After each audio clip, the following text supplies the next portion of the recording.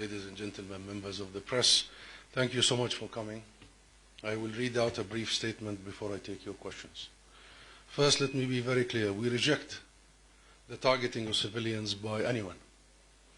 Everyone should be treated with dignity and respect. And international law and international humanitarian law must be upheld and respected by all. We also need some perspective here. What we're seeing right now is not a war on Hamas, but a war on the Palestinian people. The forced mass expulsion of 1 million people, the indiscriminate war and bombings of civilian infrastructure, schools, medical centers, homes, markets, and the prevention of the supply of water, food, fuel, electricity, and medicine from reaching Gaza have already taken a terrible toll.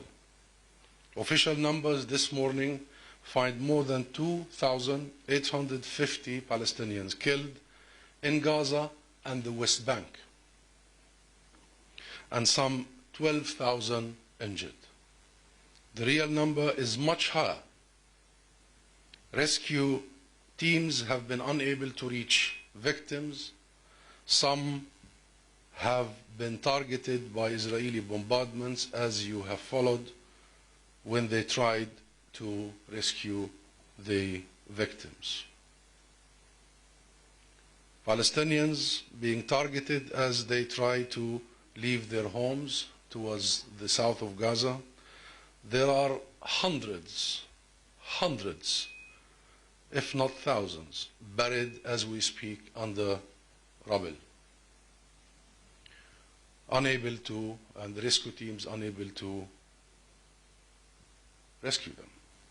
13 journalists have been killed, Palestinian. More than 1,000 children have been killed so far in Gaza. Let that number sink. 1,000 children. Gaza's population is young, as you all know. Of the 2.3 million Palestinians in Gaza, there are 1.1 million children.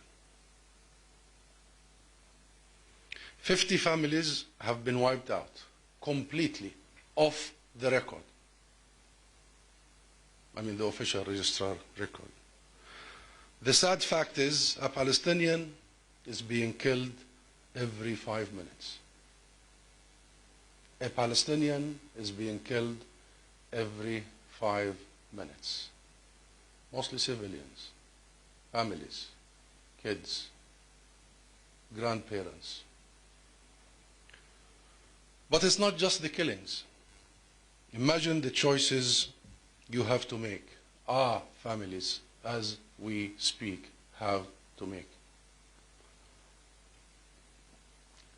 They leave their homes for an uncertain destination and maybe live, and it's a big maybe, or stay in their homes and likely be murdered.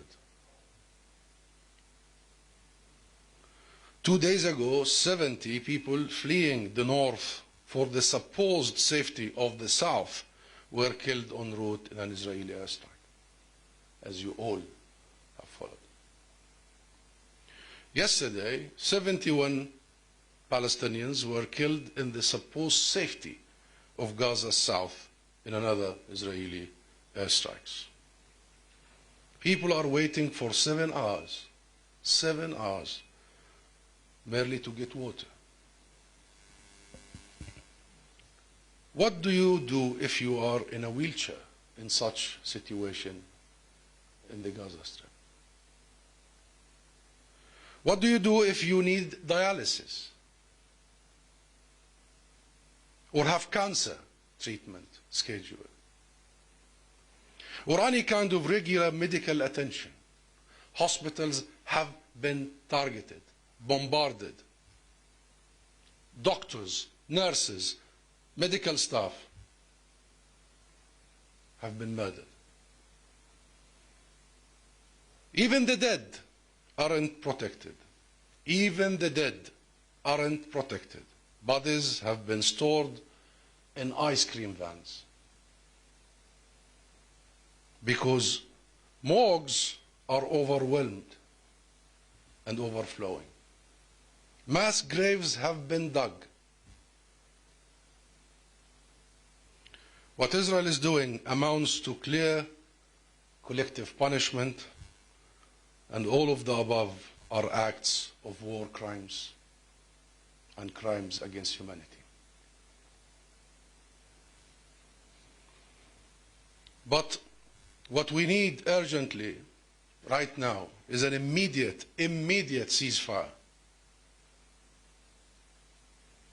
We need humanitarian corridors to bring the aid now. Bring the medicine, food and water to people.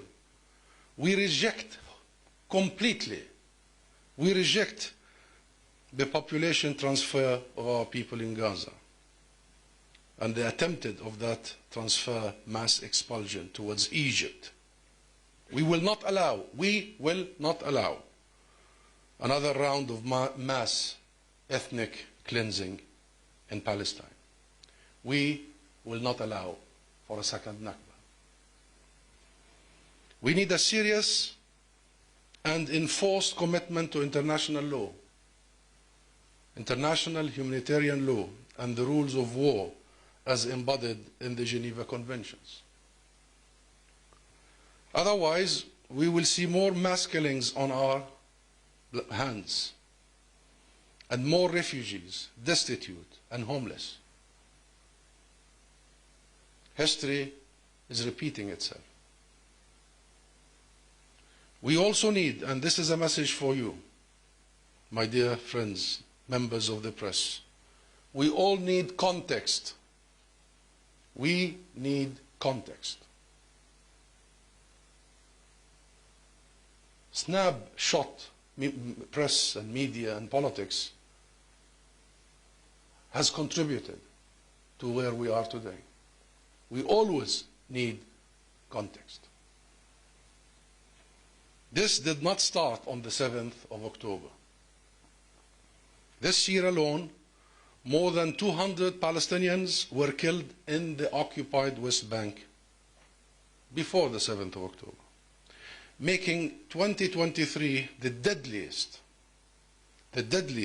year in the occupied West Bank since 2005. There have been years of settler violence, settler militias that included an arson attack that killed a child and his parents. And you all watched the massive attack on Hawara by settler militias recently, near Nablus, Hawara, running amok, burning shops, homes. Human rights organizations have concluded that Israel is operating an apartheid system in occupied territory, with settlers and the occupied Palestinian population living under separate legal systems, including Amnesty International here in the UK, the Human Rights Watch, Israeli human rights organizations like B'Tselem, and numerous Palestinian human rights organizations. There have been 16 years of misery in Gaza. Context is crucial. 16 years of utter misery since Israel blockaded the Strip in 2007, leaving people largely unable to leave, and the area deprived of basic materials, construction, and what have you, and other very necessary items that have caused poverty and unemployment to spike. Both poverty and unemployment in Gaza run at near 50%. And the United Nations calculates that the siege has cost Gaza's economy some $17 billion. The blockade has not only undermined civilian infrastructure from the area's only power station to sewage pipes, by the way, but undermined hopes for any future, as a generation was born and grew up while living in a cage. cage. The Oslo Accords were signed 30 years ago this year by us, by the Palestine Liberation Organization, the PLO. We committed 30 years ago to recognizing Israel, to committing to negotiations and non-violence, and to committing to international resolutions and international legitimacy. And we remain, until this very day, committed to these very three principles. But Israel has used these 3 decades not to set the stage for a two-state outcome, but to undermine it. It tripled, quadrupled its settlements and the number of settlers in the occupied West Bank, including East Jerusalem, and I know you have the numbers. There have been 56 years of occupation, of military occupation. It is 75 years since Palestinians were ethnically cleansed from our homeland during the Nakba of 1947-49, including my own grandparents and parents. The Nakba is very much playing on the minds of Gaza people and Palestinians in the West Bank and Palestinians inside the 48 areas, Palestinians in the refugee camps in Lebanon, Syria, and everywhere. The Nakba, as we speak now, is playing out.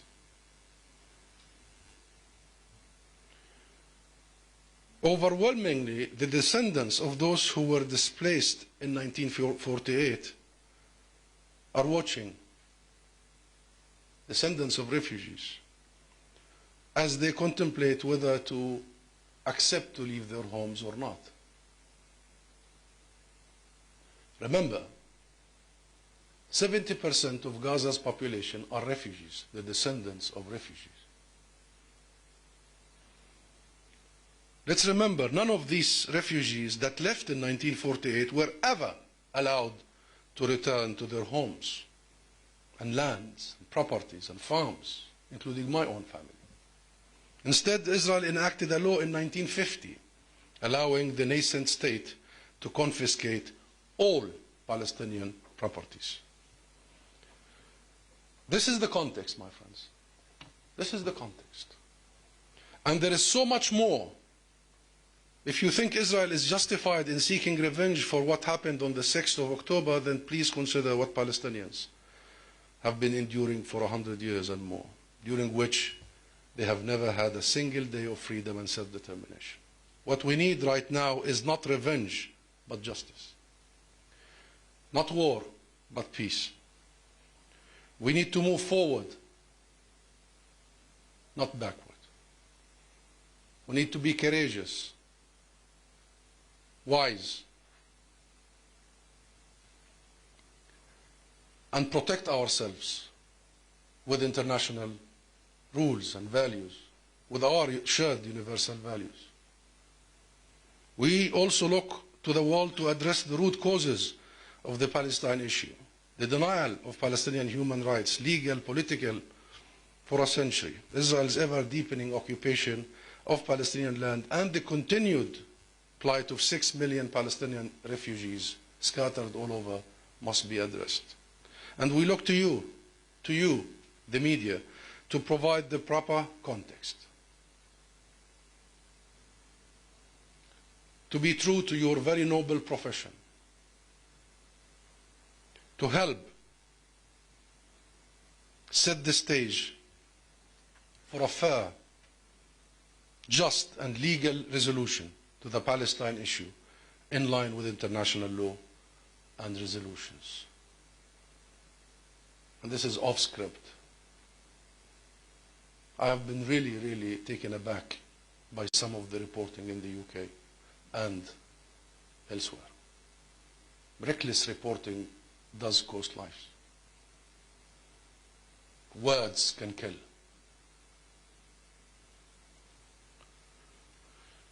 So it is time, my friends, we reached a political solution. It is time we implement, not negotiate, we implement international resolutions, UN Security Council resolutions.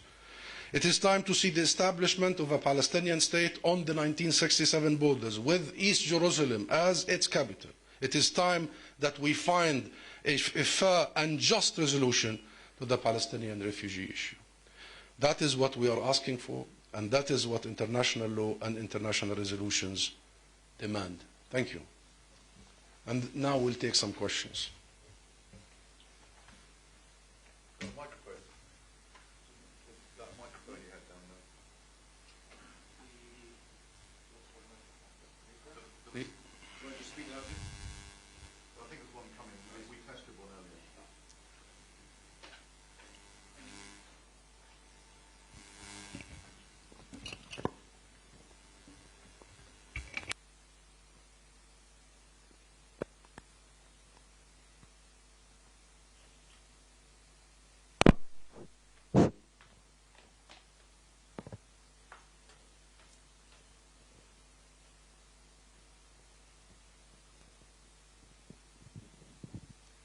Thank you very much, James Landale at the BBC. Two questions, please. One is, what is your assessment of the British government's response to this crisis and the conflict? And secondly, can you give us your assessment of the tensions, of the violence within the West Bank at the moment, and how confident you and the PA are of keeping a lid on some of that violence? Thank you.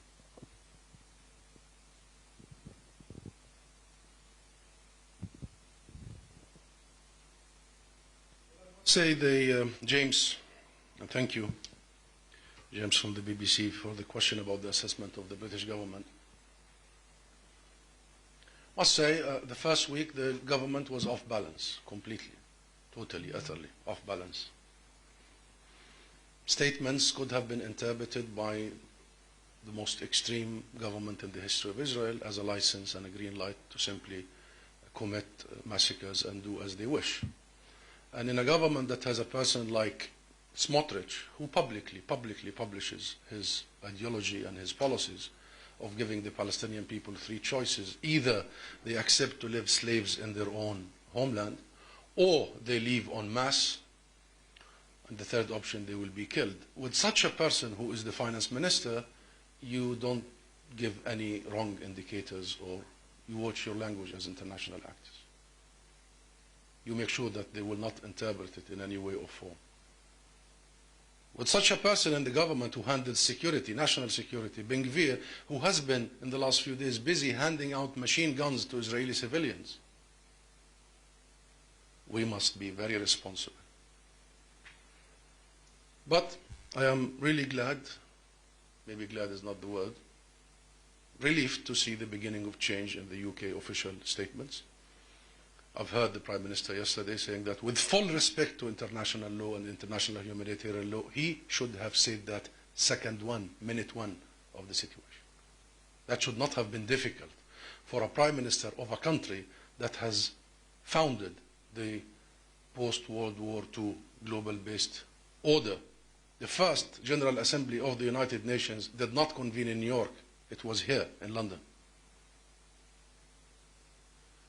You contributed to creating this system, and therefore, at least, we hope it's not too late to stress the significance of rules. The situation in the West Bank, very acute, very acute. And James, there is no security solution to this. There is no military solution to this. Our biggest concern now is the provocations and the attacks by settlers, and they are going everywhere, and they are shooting without any accountability. Many have lost their lives. I counted some in the West Bank. Our eyes are on Jerusalem, and you know Jerusalem is the most sensitive spot of the Palestinian national mood, if I may. We expect provocations there. And provocations did happen already.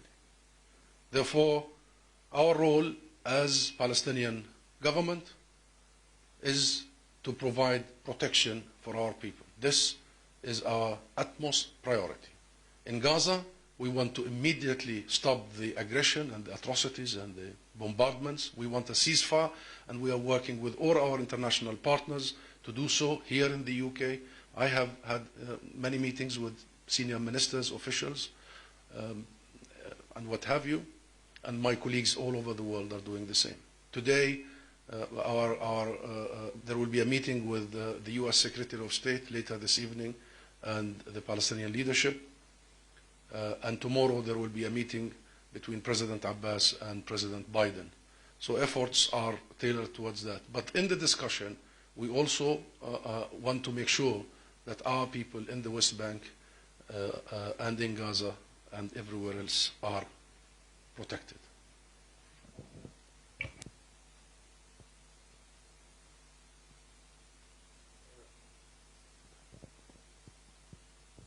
Thank you. Kitty Donaldson from Bloomberg News. I was wondering whether you could give us an update on when you think the Rafah border will be opened. And secondly, a question about the UK. There's been an uptick in both anti-Semitic violence and Islamophobic violence. What do you say to people who are agitating in the UK, and have you got any reassurance for members of your community?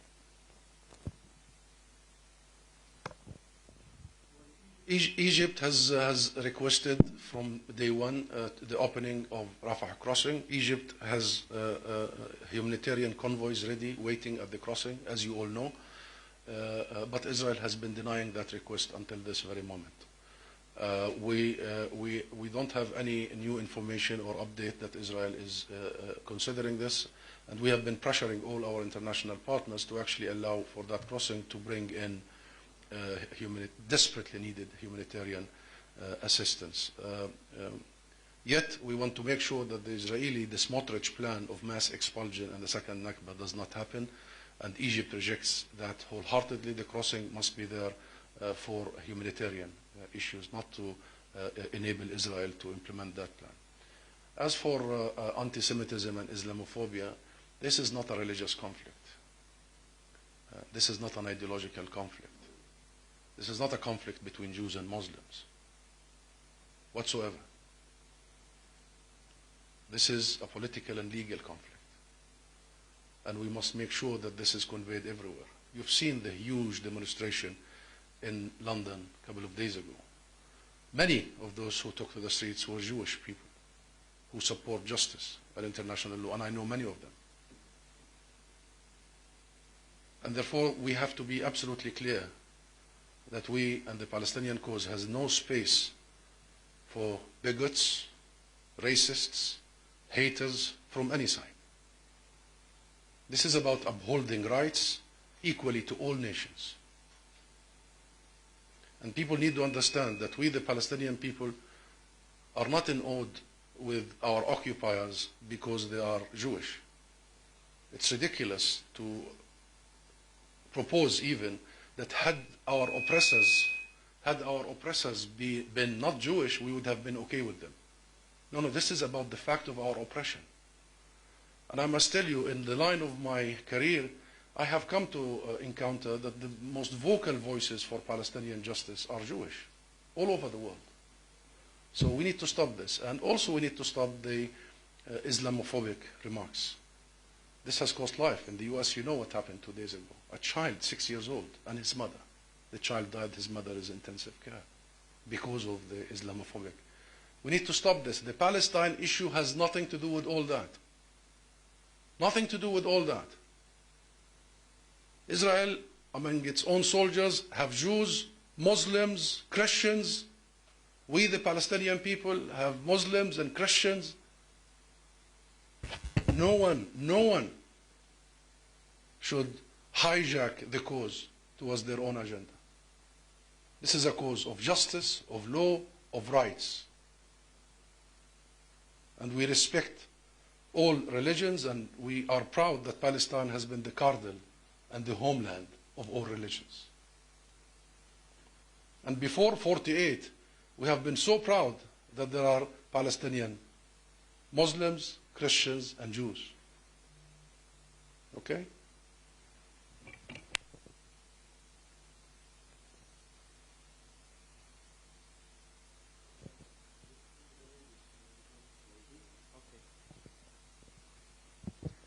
I'm Jo Crawford from Times Radio.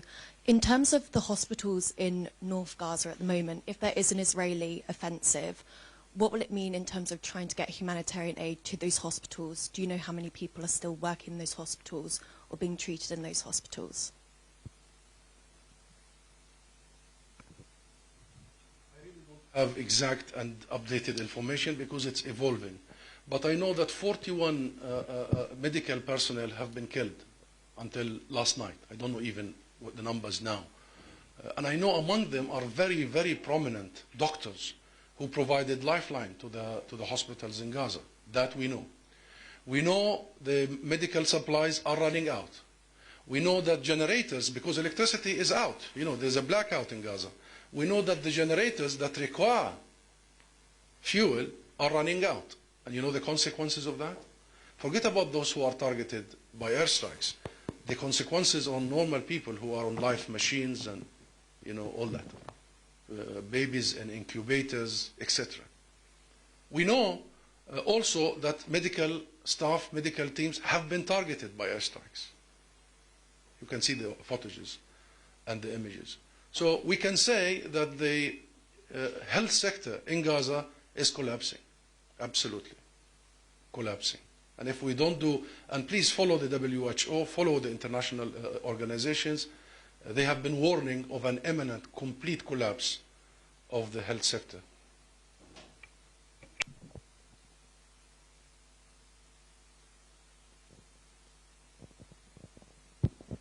Michael Walker from Novara Media.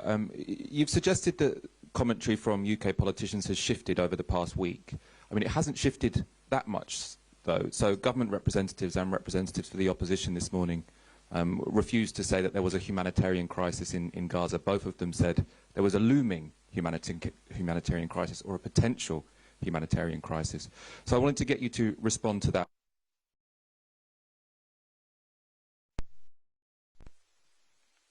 On this conflict, and are you in contact with them about the positions they are taking?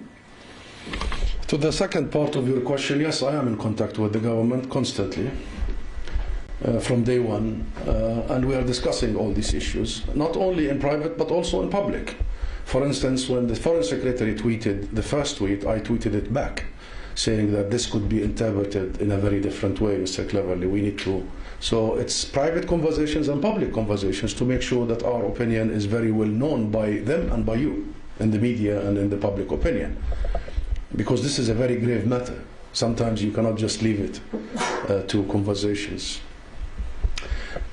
Your first question, yes, I said earlier that the government in the first week was off balance. So what we heard over the last 2 days was the beginning, this is what I said, the beginning of regaining that balance and including the commitment to international law, which is very important. And by the way, this is not too many, this is all what we are asking for 100 years. I mean, we want equal commitment to agreed upon rules. That's it. That civilians should not be targeted, that humanitarian assistance should be granted, that a political resolution in line with international resolutions is granted. So the inclusion of that is important, but it's not enough. It's not enough.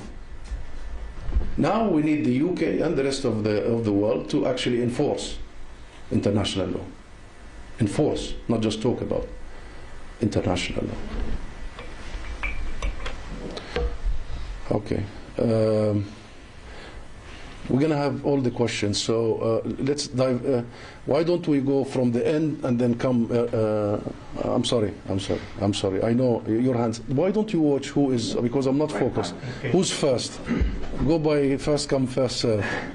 Thank you. Joel Flynn, TRT World. I just want to ask you further about regional instability. This was something that Rishi Sunak mentioned at the top of his speech to Parliament yesterday. Very clearly, there are a lot of concerns among European leaders. How effective do you think European diplomacy is at the moment with regards to regional instability? And in addition, have you been in contact at all with Hezbollah and with Tehran? If so, what have they said to you? How worried are you that this could spiral into a broader conflict engulfing the whole region? Thank you. We are worried, very worried. We do not want this to spiral regionally. We saw the tension in the north, borders with Syria and Lebanon. We know that the provocation started from Israel. Israel went and bombarded areas in Syria without any provocations from Syria, and Israel has killed your colleagues, journalists, as you know, in southern Lebanon 2-3 days ago. So there is provocations. We don't understand why the provocations now, what militarily Israel is trying to achieve. Is it interested in widening this? I don't understand, really. Will Hezbollah and Iran? We have no information. All what we need to make sure is that there is international immediate efforts to contain this. We know that the US is heavily involved, and I just told you there will be successive meetings in the coming 24 hours, all the way to President Biden and my president. We know Egypt is calling for an urgent summit this Saturday to contain all that you are asking about. Sorry, can I just press you on the European diplomacy angle? Because it looks to be very disunited at the moment. There are a lot of concerns about Europe having very different perspectives and in some ways perhaps even making things worse. No, we trust the European Union position, and we have worked with them over the last few days. What you have heard is some individual voices from the European Union, but the policy of the EU remains intact, and this is a policy that we appreciate and we support, and there is a lot of traffic between us and the European Union, yes. But what you heard about cutting aid and what you heard was individual isolated voices of the extreme right. Okay, let's go one by one, please. Hi there, Alistair Snout from Reuters. You made it clear that you still see a political solution and a Palestinian state. I was just wondering, what discussions, if any, are you having with Israeli authorities? Could there be a scenario where the PA administers Gaza in exchange for the removal of Hamas? And is there any line that Israel could cross in Gaza which to you would take the two-state solution just off the table indefinitely? Thank you.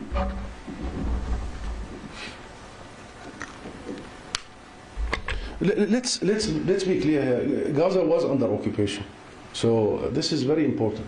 And this is not we saying, this is the UN saying, this is international. So Gaza was under occupation. The only difference is the occupation was exercised from without, not from within. The two-state solution has been undermined by Israel over the course of 30 years. Now, there is absolutely no challenge with Israel whatsoever. Our absolute priority right now is the safety of our people in Gaza. Palestine and the Palestinian people have one legitimate sole representation, that is the PLO, the Palestine representation, the Palestine Liberation Organization. Even Hamas does not claim to represent the Palestinian people. So the PLO is there, and the PLO's main and utter responsibility, is to stop the carnage, to protect the people. And to make sure that this will open a real, genuine horizon to end the injustice once and for all.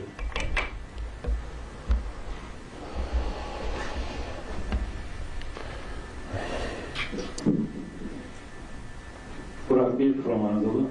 I would like to ask your comment about the Israeli ambassador to the UK's statement yesterday that there is no humanitarian issue in Gaza.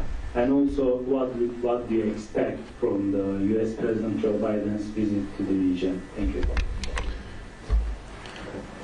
Well, the Israeli propaganda has been ongoing for a long time, and that was part of it. Other Israeli senior officials said many other lies. I was on BBC Sunday morning show, and I heard their spokesman saying that no hospitals have been targeted and no hospitals will be targeted, and I had to call it out live on air. The issue is with you and with the media. How do we challenge this? How do we stop this? Because you have the numbers, you have the evidence, you have the people on the ground. Don't let this pass without challenging, really. So an Israeli ambassador to the UK said there is no humanitarian crisis. when 1 million people are asked to be forced out of their homes without electricity, food, medicine, is not a humanitarian crisis. When rockets and bombs are literally landing on their heads and families are being wiped out, is not a humanitarian crisis, then what is it? What is? So it's the media that need to. And I must say, you know, the first few days I was completely disheartened to see that the media has set a very wrong tone. Very wrong tone. You know, of my own experience, it all starts with the media, and then everybody else is stuck in that frame, in that paradigm. Words and terminology are crucial. From the beginning, Israel, from the first minute, Israel wanted to link the Palestinian people to Hamas, and then link Hamas to ISIS, i.e., linking ISIS to what? To the Palestinian people. When you all know ISIS is a group of criminals, mercenaries, who came from all over the world for a non-political madness. It's nothing to do with us and the Palestinian issue. But why all that linkage? That linkage is to justify the war of ethnic cleansing against our people. So please, please, please, be careful. Pay attention. All what we need you to do is to be true to your great profession.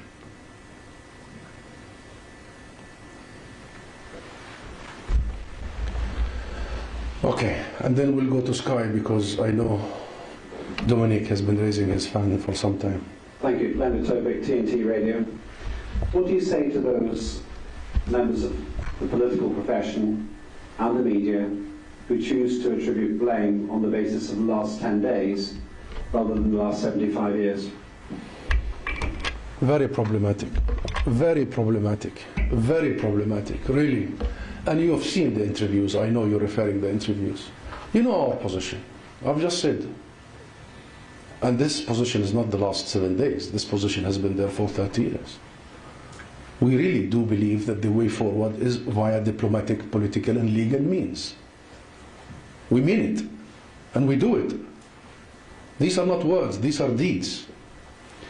But our issue, my issue and our issue with this whole logic by the media about the condemnation, for instance, is that the reason why they are asking is not because they don't know that you really do condemn in your heart and in your practice. It's to immediately frame you as the aggressor. That's it.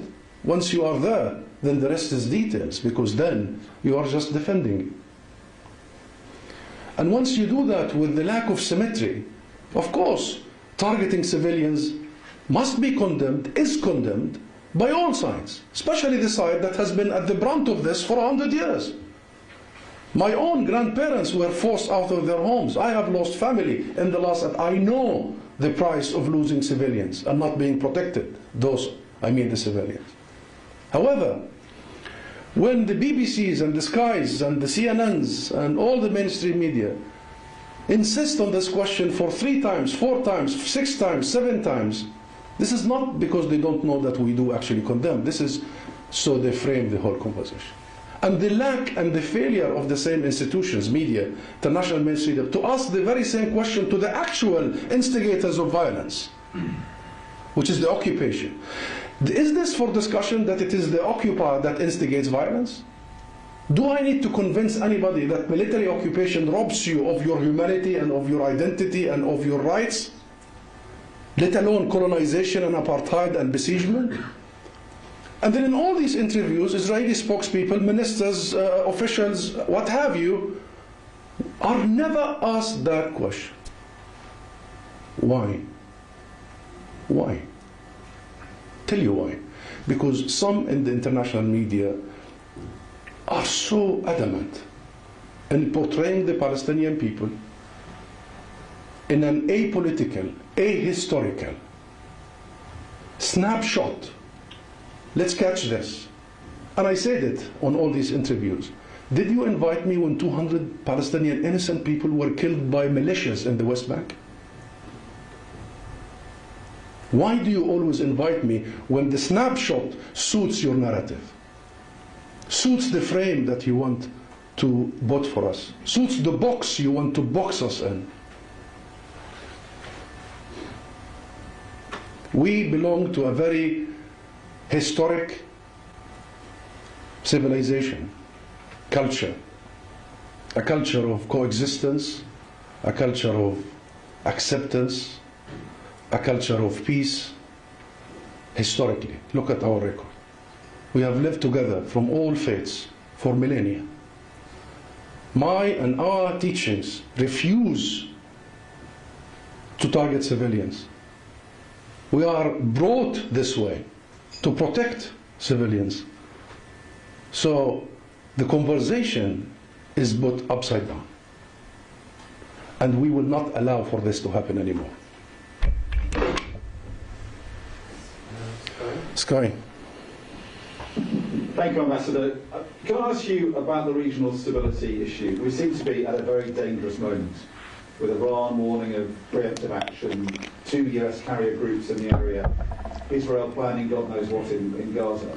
You've been a diplomat in the region for a long time. So you put in perspective, we've seen so many dangerous moments come and go in the region, but historically, in perspective, how dangerous is this moment, you think, compared to others we've had in the past? And how worried are you about the war expanding? Very, very. Out of 10, 9.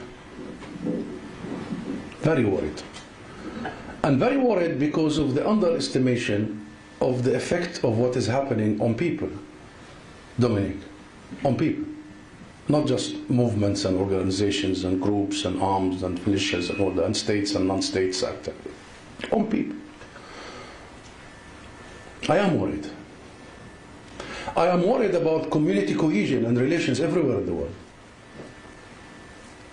Because I don't see that international leadership that will cuddle and hug all of us equally and cool things down. But I'm hoping that the serious, round-the-clock efforts will succeed to contain this. But the last week was absolutely alarming. I'm sincerely hoping that we will see some change in that attitude starting from today and tomorrow.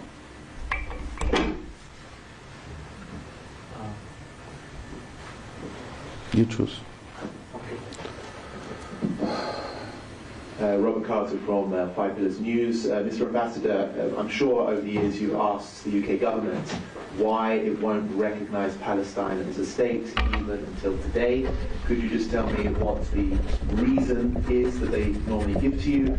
And also with things like Israel's flag being projected on 10 Downing Street, and over the years I don't believe they've ever done the same for Palestine, do you feel a sense of betrayal that the UK failed to support Palestine in the same way that it's supporting Israel? Betrayal is a strong word. I feel, again, a lack of balance here. Especially from the UK, which has a very unique and special responsibility, historic, moral, legal and political, on the people of Palestine and the issue of Palestine.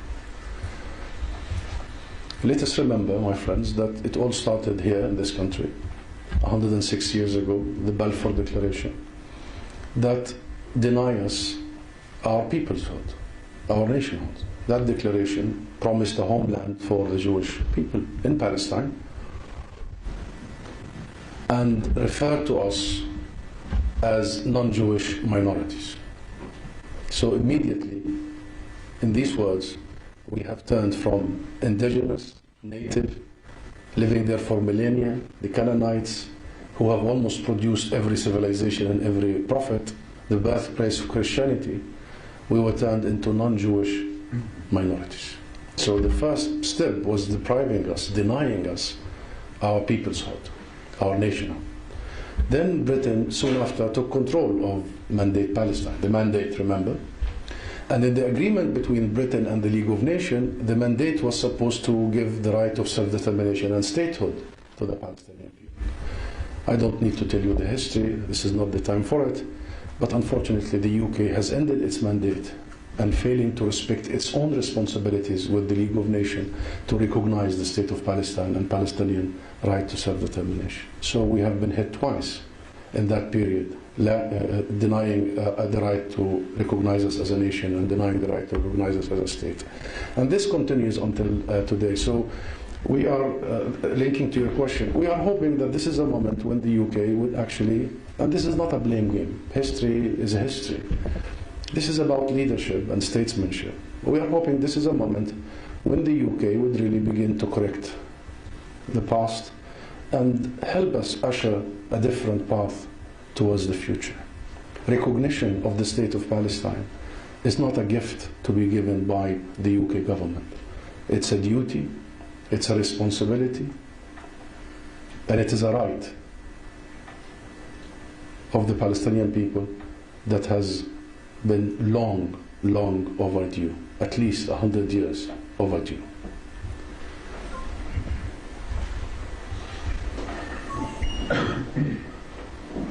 Thank you. Helen Hodnott from LBC. The Israeli ambassador appeared on LBC this morning and said that Hamas is creating propaganda. She referred to the attack that you referred to over the weekend, which killed about 70 people, and said that that was a fabrication and that the visuals were fabricated by Hamas. I was just wondering if you think that Hamas is also creating propaganda.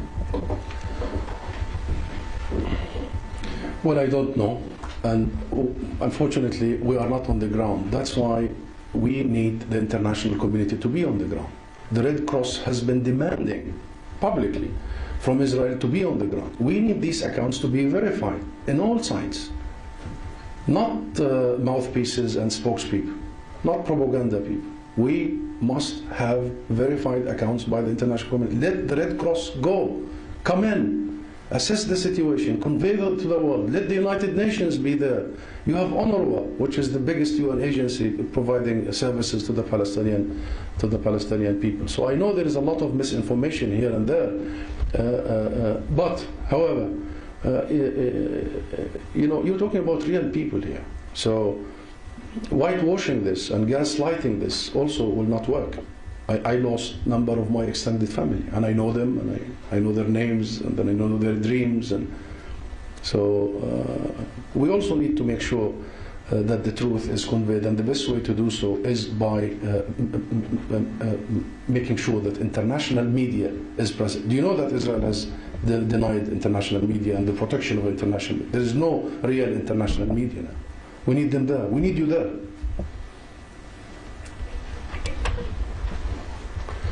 Okay, maybe we should take the last 3 questions, please. Hi, Alex Morris from the Middle East Monitor. You were talking about misinformation. I just wanted to get your take and delve a bit deeper into that. Just yesterday, the BBC News had to apologise for calling the pro-Palestine protests we saw across the UK as pro-Hamas. On BBC Radio this morning, we had the Development Secretary, Andrew Mitchell, saying that Hamas is the reason for the water shortages in Gaza is that Hamas are making weapons out of the pipes. I mean, completely unfounded accusation. What's your take on misinformation, and are there any specific examples that have particularly irked you?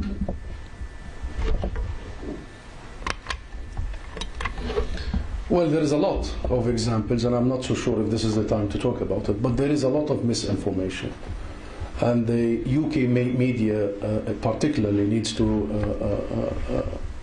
be more careful, much more careful. And there is a lot of insinuating in some of the covering. Like the headline is about Israeli children being killed, but then the photo on the Times is the Palestinian children that have been bombarded. And what is the image we want to convey? What's exactly the why are you putting Palestinian children when your headline is Israeli children? We need to make sure that press media is there to simply tell the truth. The truth. The truth. Media should not work as political campaigning agencies. And I tell you again, the last week, I was completely and utterly disheartened by the lack of focus, the lack of carefulness. And don't get me started, please.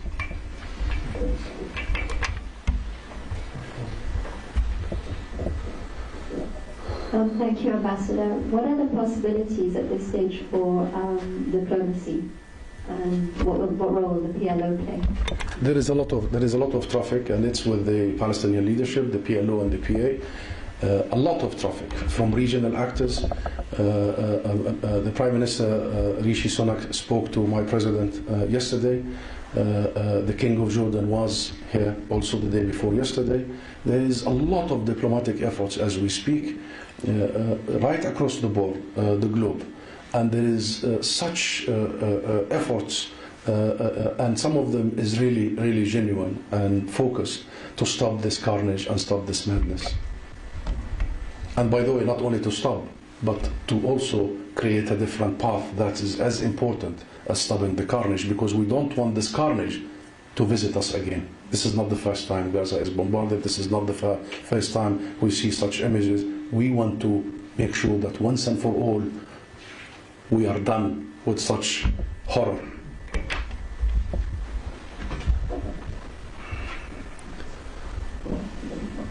Zuhal Demirci, Anadolu Ajansı, Anadolu Agency, Türkiye. Mr. Zonmut, as you know, Human Rights Watch and Amnesty International verified that Israel has used white phosphorus in Gaza and Lebanon. Do you think that Israel will be held to account for its actions, and are there any steps taken in this direction? Thank you. Thank you. The use of white phosphorus and the use of the disproportionate lethal bombs and what have you, without listing all that, is a war crime. And following your question, may I call on Mr. Karim Khan, the prosecutor of the ICC, to take his job immediately and with responsibility. The state of Palestine has acceded to the Rome Statute. We have actually given full mandate many years ago to the ICC to investigate war crimes in the occupied territory of Palestine. By all sides, investigate war crimes in our occupied territory. This is the time for Karim Khan and for the ICC to investigate the white phosphorus and investigate any crimes that have been committed from all sides. And we shall accept full responsibility. However, international actors, the US included, and the UK, should stop blocking the ICC from doing its work, its business, its mandate. It's the reason why it was created. The international community, the West, must stop shielding Israel from any accountability. And the solution to your question is the ICC.